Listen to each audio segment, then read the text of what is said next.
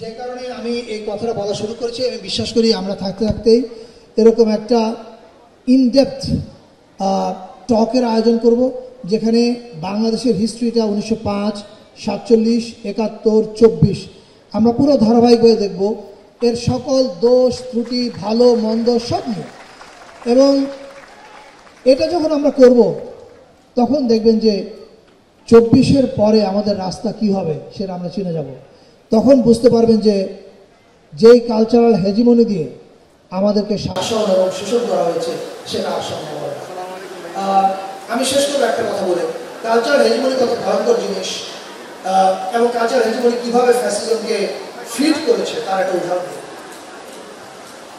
আপনারা সবাই খেয়াল করেছেন এই জুলাইতে যখন কোটা নিয়ে আন্দোলনটা প্রথম শুরু হয়, আমি 16 তারিখে তখন আমার ফেসবুকে একটা লেখা লিখেছিলাম, নিজের গল্প বলছি, মাফ করবেন।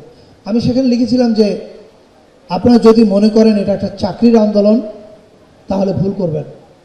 এটা নিজের দেশে প্রথম শ্রেণীর নাগরিক হিসেবে বাঁচার আন্দোলন, এটা আত্মমর্যাদার আন্দোলন।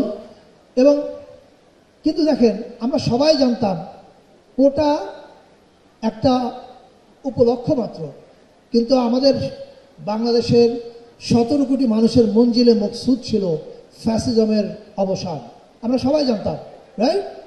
কিন্তু আপনারা জানার পরও আপনি দেখবেন বিএনপি, জামায়াত, এমনকি সকল রাজনৈতিক দল, তারা কেউ কিন্তু বলে নাই আমরা এই আন্দোলনের সাথে আছি। কেন বলে নাই? And there is a strategy. তারা বলে নাই কারণ তারা খেয়াল করেছে আমাদের দেশে কালচারাল হেজিমনির নামে মিডিয়াগুলো আমাদের মধ্যে এমন বিষ ঢুকিয়েছে, সেই বিষের অর্থ হচ্ছে এই যে বিএনপি জামাতের কেউ গুম হলে তোমার কান্নার প্রয়োজন নাই, বিএনপি জামাতের কেউ মারা গেলে তোমার কান্নার প্রয়োজন নাই। অর্থাৎ কাউকে মেরে যদি বিএনপি জামাত ট্যাগ লাগানো যায়, মধ্যবিত্ত আর কাঁদবে না, কারণ মিডিয়া তাকে শিখিয়েছে তোমার কান্নার এখানে প্রয়োজন নাই। যেই কারণে আমি এই 24-এর আন্দোলনের সময় যে প্রধান রাজনৈতিক দলগুলো বিএনপি জামাত সহ যারা আছে, তারা যেই কৌশল অবলম্বন করেছিল আমি সেটাকে স্যালিউট জানাই।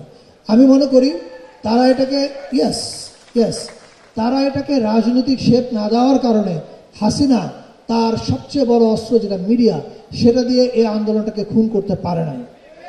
এবং যে কারণে সামান্য আন্দোলনটা বড় গণ অভ্যুত্থানে পরিণত হয়েছে। তাহলে দেখেন, এই যে কালচারাল হেজিমনির কথা বলা হলো, এই হেজিমনি এমন এক জিনিস যে চিনিয়ে দেয় একটা লোকের রাজনৈতিক বিশ্বাস বা রং বা ধর্মীয় বিশ্বাস যদি এরকম হয়, সে মরে গেলেও তুমি কান্নার কোনো প্রয়োজন নাই। And that is a problem.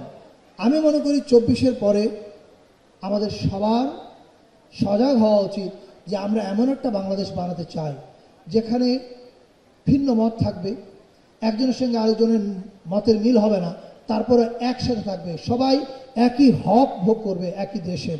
এইটা যদি আমরা বানাতে পারি তাহলে আমরা কালচারালি আওয়ামী লীগের ফ্যাসিজমকে পরাজিত করতে পারবো বলে মনে করি। এবং আমরা সেই পথে যাত্রা শুরু করেছি। আপনারা খেয়াল করেছেন যে গত পহেলা বৈশাখে 54 বছরের ইতিহাসে বাংলাদেশে বাঙালি জাতীয়তাবাদের ন্যারেটিভ থেকে বের হয়ে এসে আমরা পহেলা বৈশাখটা বাংলাদেশের সবার হয়ে উদযাপন করেছি। এবং এটা কিন্তু একটা মেজর কালচারাল প্যারাডাইম শিফট। আমি মনে করি বাংলাদেশ আর এই প্যারাডাইম শিফট থেকে ঘুরে আওয়ামী লীগের ফ্যাসিবাদের বাঙালি ফ্যাসিজমে যাবে না। আমি সাইমনকে আবার ধন্যবাদ জানাই এই অনুষ্ঠানটা আয়োজন করার জন্য। আপনাদেরকে ধন্যবাদ জানাই অনেক ধৈর্য নিয়ে আমার কথা শুনবার জন্য। আপনারা সবাই ভালো থাকবেন। ধন্যবাদ।